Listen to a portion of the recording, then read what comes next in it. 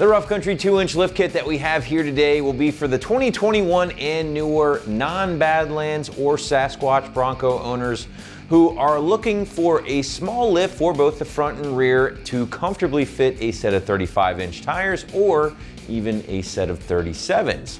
Now this kit will include 4 steel spacers to be mounted to the top of each coilover. They are backed by a lifetime warranty, and you can grab the entire kit for that mid to high $100 price point.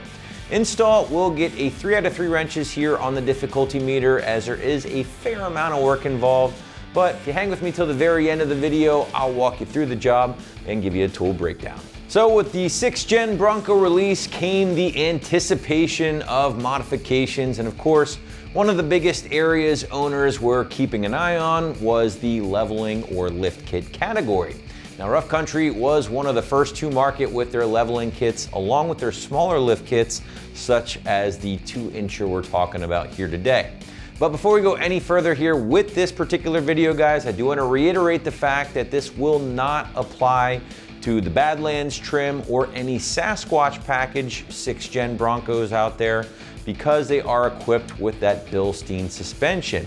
Now, because those dampers are position sensitive, this particular lift kit that we have here from Rough Country will interfere with that system, and therefore if you do want to lift your Badlands or Sasquatch even further, you're going to have to consider a different option. But if your Bronco does not have the factory Bilsteins installed and you are interested in adding roughly 2 inches of lift for both front and rear, here's what you can expect. Now, first and foremost, guys, this is going to be what I like to call a puck style lift kit, meaning you're going to remove each coilover, install one of these spacers here on top of that coilover or on top of the assembly before reinstalling everything and buttoning everything up. Now, you do not need to disassemble the coilovers themselves, and you certainly do not need to do any cutting or permanent modification here, which is always a nice thing to point out, as this kit is 100% reversible. Each spacer has been made from CNC cut steel and is powder coated in this satin black here,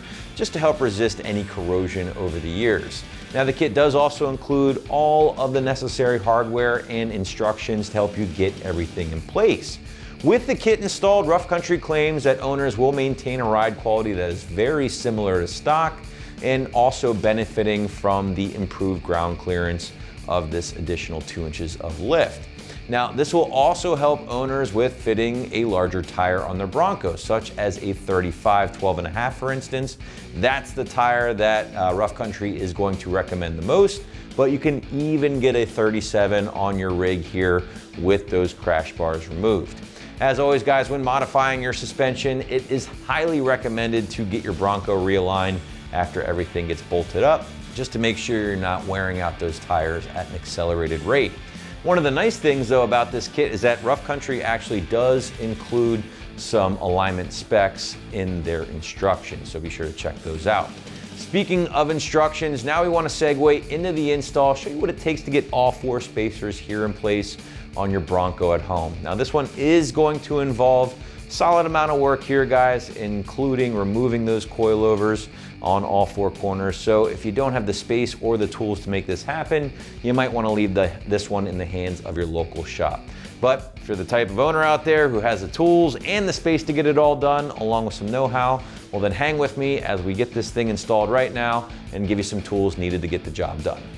Tools used to complete this job include a big old hammer, 3/8 cordless impact, 1/2-inch cordless impact, air hammer with chisel attachment, a set of sockets including a 36mm, 1 1/16, 24mm, 21mm, 18mm, 15mm, 8mm, and a 10mm. You're also going to need a 1/2-inch swivel, 6mm Allen, 3/8 drive, 21mm wrench, 19mm wrench, 15mm wrench, pair of pliers, Phillips head screwdriver, metal punch, large pry bar, and finally a pair of safety glasses. Getting started here today with our Rough Country install. Obviously, we need to lift and support the vehicle first. Go ahead and get those wheels and tires out of the way to unveil the suspension, of course, right? That's what we're working on here today. That's what we're going to be talking about for the most part. However, your first step, according to Rough Country, is to get underneath the front end of your Bronco. There's a few 15mm bolts we need to remove in order to get those skid plates out of the way, so we can go ahead and unplug our rack and pinion system first. So grab your 15mm socket, your gun, or your ratchet. Let's get to it.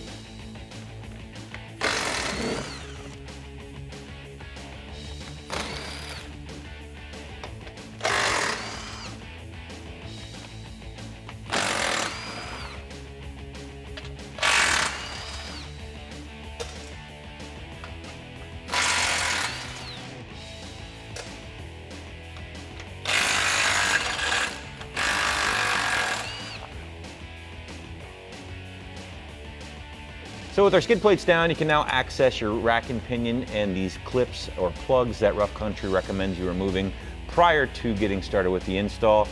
Pretty simple. You want to grab a flathead screwdriver, a tiny one. You can kind of pry these guys back, and at that point, that will allow you to unplug the plug from the actual motor.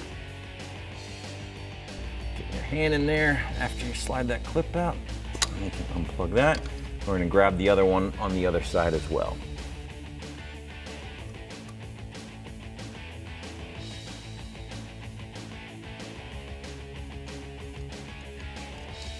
All right, there we go. Now we can go ahead and move on to the actual suspension removal. With our rack and pinion unplugged, now we can go ahead and start getting to work removing our factory front suspension. First step, 21mm nut here on our tie rod end. We're going to remove that first. With our 21mm nut removed, now we can strike the knuckle here with a hammer to remove the tie rod end from the knuckle itself.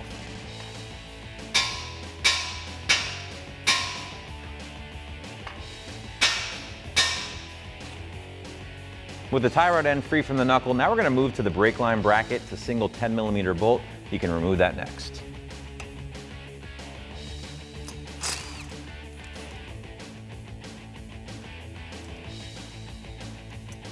Now we can move to our upper ball joint here. This is an 18mm nut. We can go ahead and remove that next.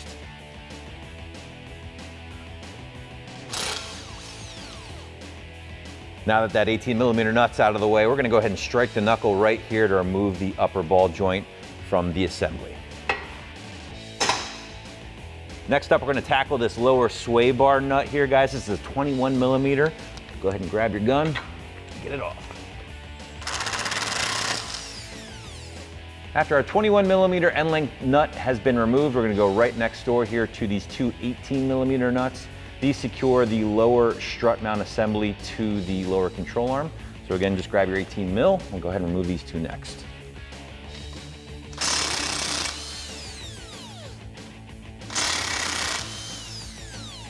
Now we're going to move to the top of the strut assembly. We have three 15mm nuts that we're going to remove next.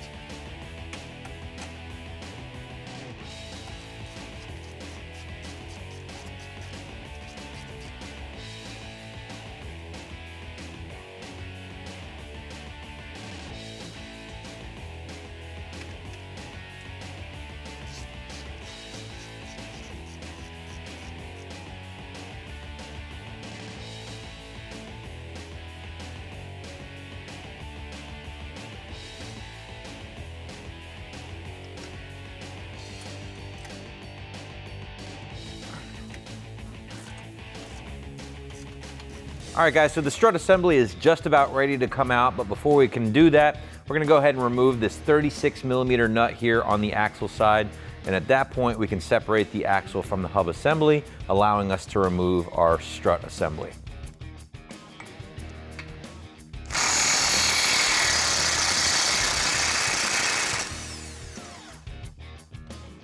So with our axle nut removed, now we want to get the axle shaft through the knuckle assembly.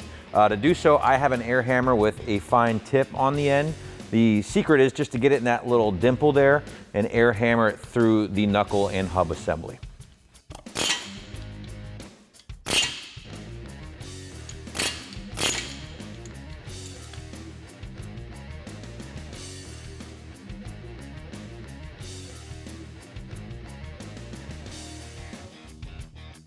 So as you guys can see, we did release the splined end of the axle through the knuckle. Now I didn't pull it all the way out. The reason I'm doing this is because we don't want to have too much stress on the CV here, where we actually separate the CV at the transfer case. So again, we just want to relieve some of that tension by removing that nut, pushing the splined end through, and now we can have more play with our lower control arm. All right, guys, so our strut assembly is almost ready to come out. Two schools of thought here. We can either pry down on our lower control arms to get a little bit more space to yank the assembly out, or the best way to do it, I think the easier way, is to hammer out these two lower strut studs holding the strut assembly into the lower control arm. At that point, with those out of the way, the strut assembly will slide right out. Well, after a few mighty hacks at this thing like Babe Ruth, we finally got it to unseat from the lower portion of the strut. So I got my trusty air hammer back out. We're gonna finish it off. And there you go, that guy's ready to come out. We're gonna repeat that process on the other side. All right, so after a good beat down, that second bolt is about ready to come out. We have our air hammer. We're just gonna push it the way through. With those two lower bolts removed, now we can grab our strut assembly and pull it from our Bronco. Now before we can get to work installing our Rough Country spacer on top of our assembly, we need to remove what they call the roll pin here. Just grab a pair of pliers, it should come right out. We have our Rough Country strut spacer here in hand. We're getting ready to install it on the strut assembly. There are two different holes here on the spacer itself. The larger of the two will be for the actual assembly and the factory studs. There are smaller holes here on the top portion. Those are going to be used with the included 10mm studs. Now what you want to do is go ahead and get your stud into the hole here. Might be a little powder coat in the hole you might need to clean out. We're going to take one of our included nuts, thread that into place, and then I'm going to use my 3/8 impact and a 15mm socket. We're actually going to pull this through the actual spacer using our gun here to help give us the leverage we need.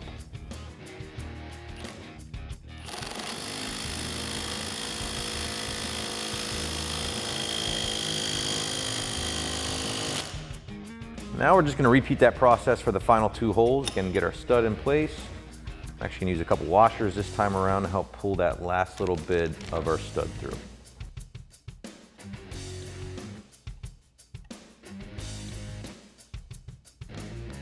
$15 mil.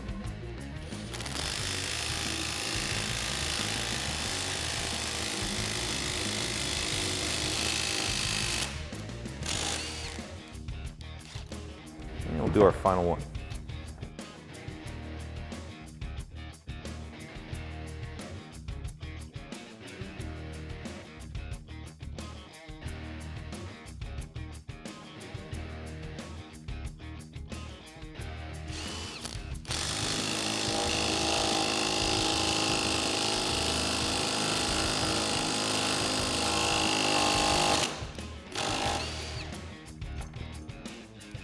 Now we're ready to install it onto our strut assembly. At this point, our strut assembly from Rough Country is fully prepped and ready to go, so we're going to install it on top of our factory strut assembly. And then we're going to reuse our factory hardware to secure the strut spacer to the assembly itself.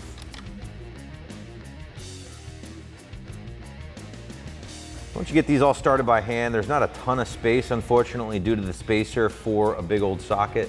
So chances are I'll probably have to go back in there with a wrench and tighten them up.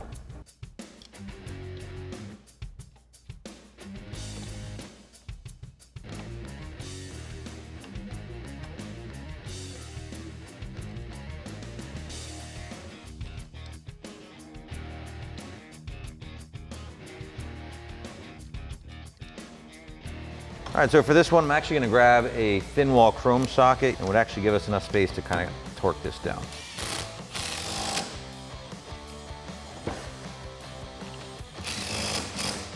All right, with that final nut tightened up, we are now ready to reinstall our assembly. Now that we have our strut assembly ready to rock and roll, guys, we're gonna reinstall it into the fender here. We got a 15mm nut ready to go, so let's get this in place.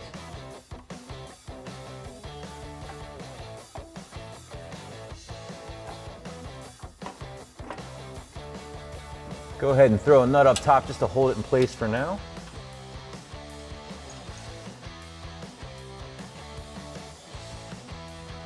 And repeat that process with the other two nuts.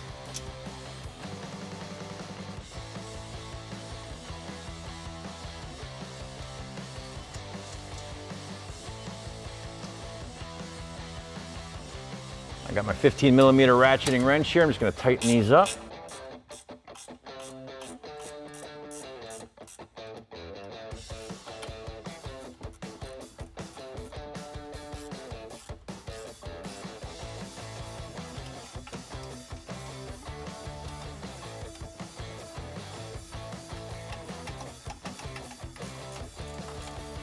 All right, so I'm gonna leave just a little bit of play in there so we can kind of work this into place later on.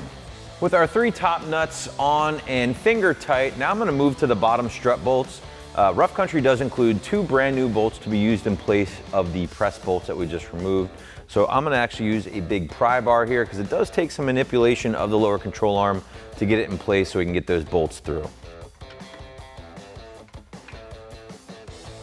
Also gonna use a punch to help hold the strut in place while I grab my hardware.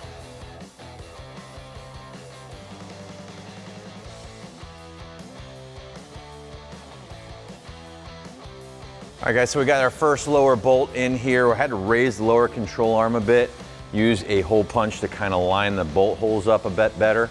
But with one in, I'm gonna get a nut on it and then repeat that process on the other side.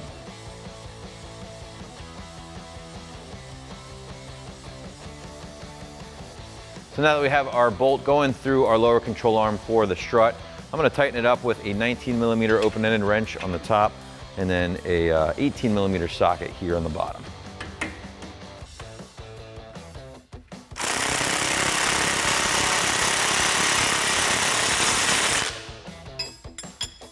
Now we're just gonna repeat that process over here, and because we tightened this guy down, it made our holes line up a heck of a lot better. So we're gonna slide our second bolt through, get a nut on the bottom, and tighten it up.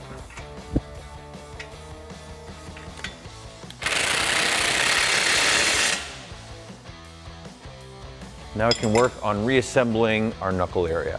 Next up, we're gonna work on getting our end link back into the lower control arm. Certainly helps if you have a buddy. You might need to loosen some bolts up along the way to get more movement. I got a nice big pry bar here. I'm gonna get it between the sway bar and the lower control arm mount and see if we can push up enough to get the clearance we need. Here we go.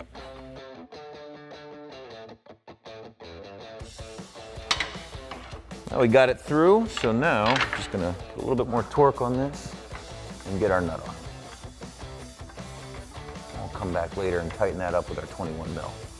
Next up, we're gonna get our knuckle back into position here, try to connect our tie rod end, and we also wanna make sure we get our splined end of the axle or that front CV through the hub itself. So go ahead and get it back in position.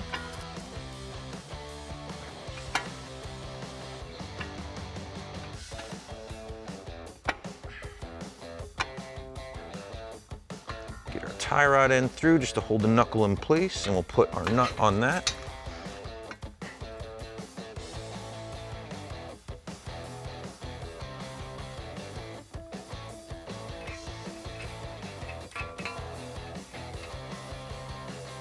Next up, I'm just gonna reinstall my axle nut here and get that torqued down.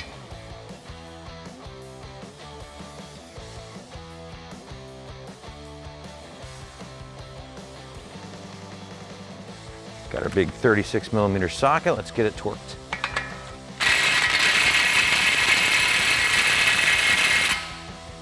Now before we go ahead and tackle our upper ball joint and control arm, get that into the knuckle, I want to go back and just tighten up our tie rod end real quick and the sway bar end link as well.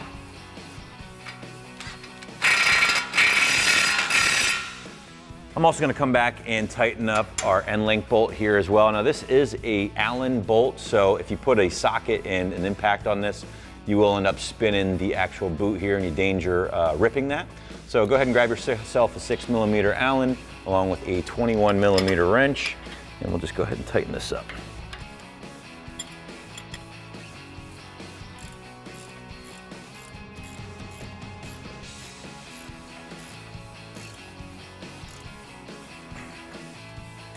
Next up, we are going to tackle our upper ball joint here and our control arm.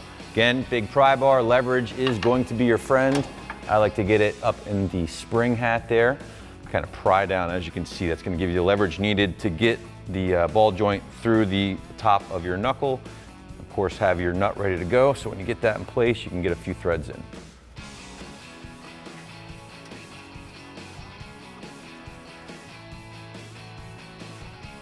Now we're gonna come right back to that 18mm nut we just got in place from our upper control arm and tighten it down.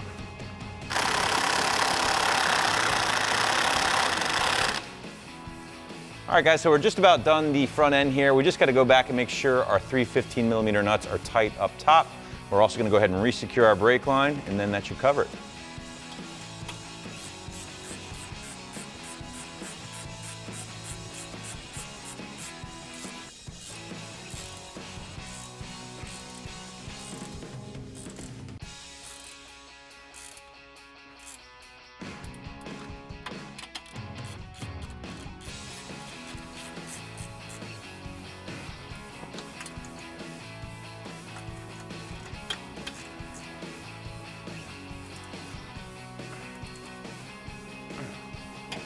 Final step again is going to be reattaching our brake line bracket, 10mm bolt.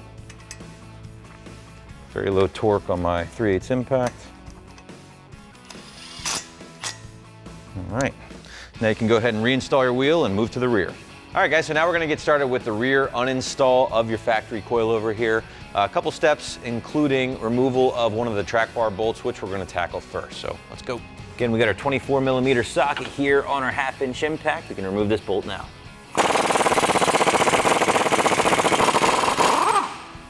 Next up, Rough Country tells us to remove this small little 8mm bolt here because we are gonna sag the rear end a bit, and therefore we don't wanna put any unwanted stress on the ABS wiring.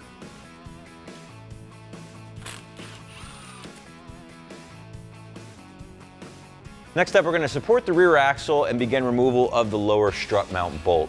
Now, if you're doing this on the floor, maybe with some jack stands, you can go ahead and use your floor jack to support the rear end, give you a little bit of movement there. In our case, since we are on the 2-post lift, I got a pole jack that we're going to place underneath the rear end to give us a little bit of movement and ultimately support the axle itself. So let's go.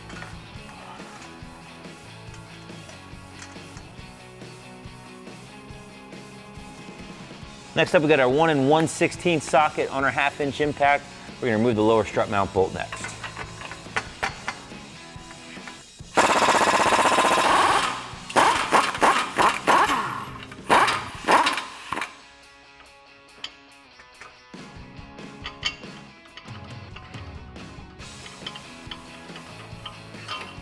Next up, we're going to remove these 2 plastic Phillips head clips that retain the inner fender liner on this portion of the fender because we got to get behind there for our 3 15mm nuts.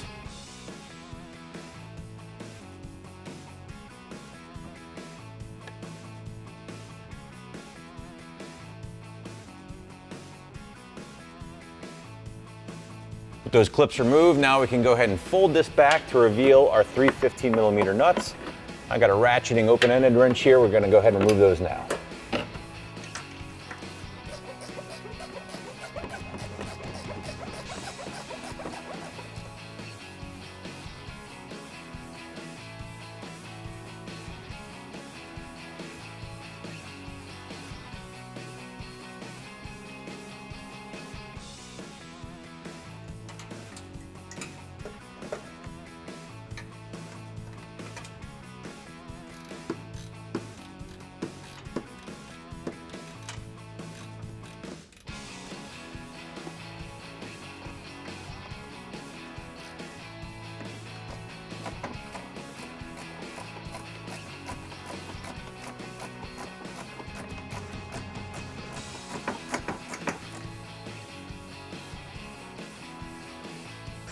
All right, with that third and final nut removed, you can now grab a hold of your coilover and pull it from the truck. So we have our spacer here from Rough Country for the rear. All the spacers are identical, so don't worry about mixing anything up in that regard. Again, the larger holes are going to be for the coilover side. Smaller holes are going to be for our 10mm studs. Now, these things are powder coated, so if you do encounter a little powder coating within the holes themselves and your bolts don't go through, you might need to hog it out a little bit, but that is a case-by-case basis. So we got our stud, throw it through. A couple schools of thought here. You can either take this to a vise, hammer it in place. It is a press-to-fit stud, or in my case, I'm going to use some extra washers, put them on there. I'm going to use a nut to pull the stud through.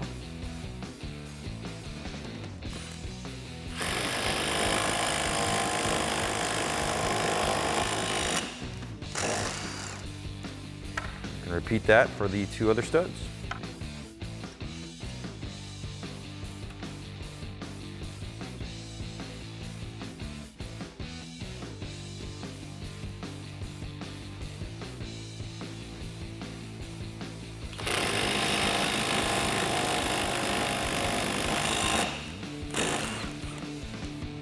And our 3rd and final stud. Again, the washers are necessary because you will run out of thread.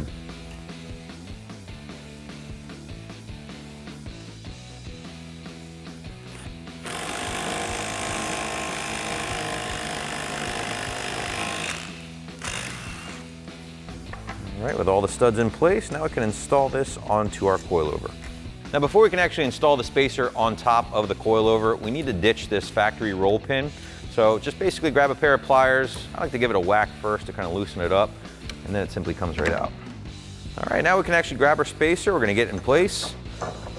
And now we're gonna reuse the factory nuts to secure the spacer to the top of the coilover. I like to get them all 3 started by hand first.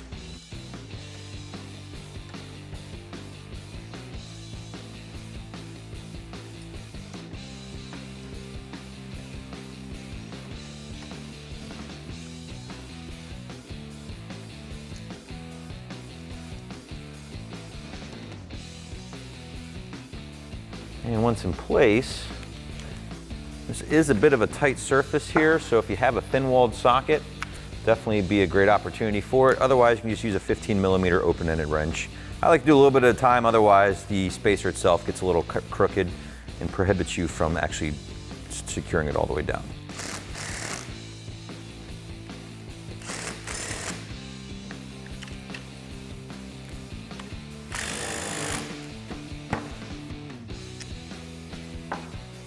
Now we're ready to reinstall the coilover back in the Bronco. All right, so again, we got our assembly here. We're just gonna lift it up into place. Not exactly light, but make sure you have a nut in your hand so you can go ahead and get one started once the actual coilover is through the holes. All right guys, so now that we have a nut in place to hold the coilover assembly in place, I'm gonna come back with my lower strut bolt here and just get this on for now, finger tight. Something we found out is we can actually ditch our pole jack because that's going to give us the play needed to actually make this puppy align with that 2 inches of level on top. So get the bolt in and we can move on to the next step.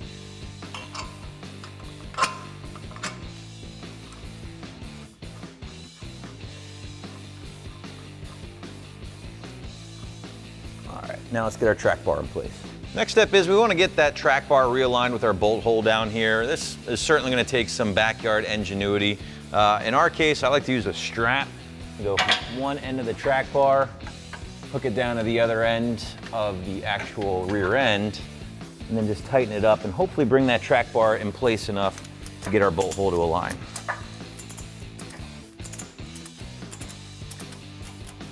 You can see it moving now. I got my metal punch here. I'm just gonna try to pull the hole a little bit more center.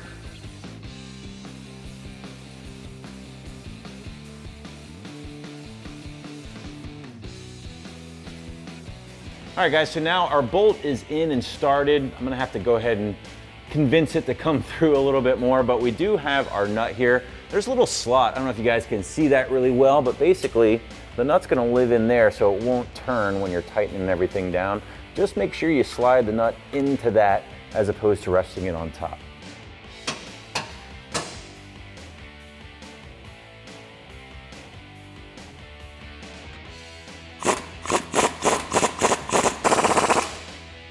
Now we can go ahead and throw that 8mm bolt right back in the top of the diff. And we'll tighten her down.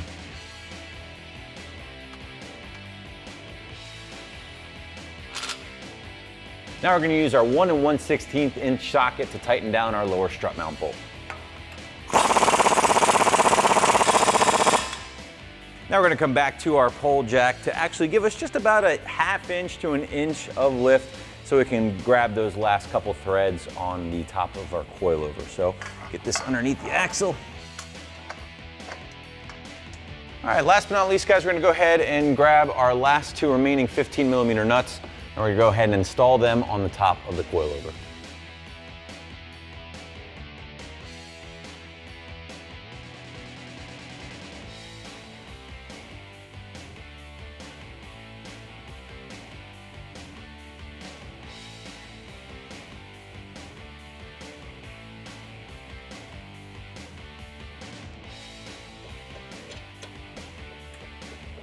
Careful not to drop those. Once they're started, go ahead and grab your 15mm wrench and send them home.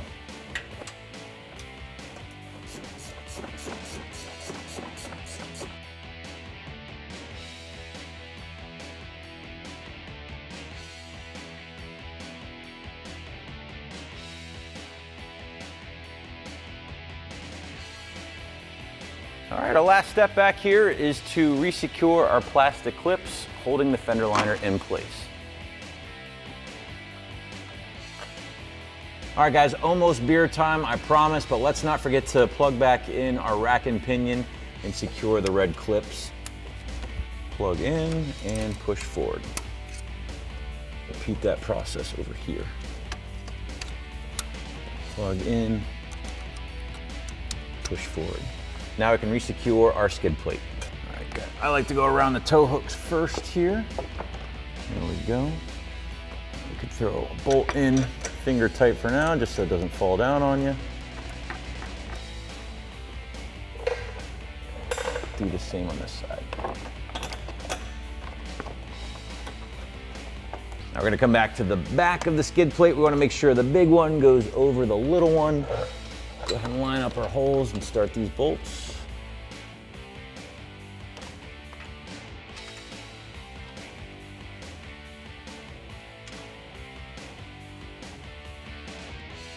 All right, throw our last couple bolts in, finger tight.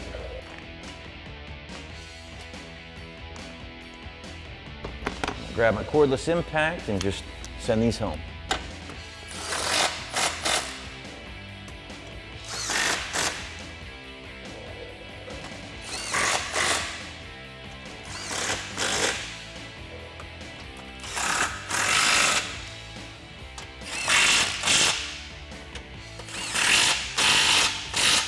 And with that last bolt tightened up, that's gonna wrap up this review and install of Rough Country's 2-inch lift kit, available for your 2021 Bronco at home. Guys, keep in mind, whatever steps we completed here, both front and rear for the Bronco, do need to be completed or repeated on the passenger side. And as always, whenever you modify your suspension like this, definitely make sure you get an alignment done so you're not chewing up your brand new expensive tires. Hey guys, we hope you enjoyed this review and install, and keep in mind, for more cool products and videos like this, keep it right here at extremeterrain.com.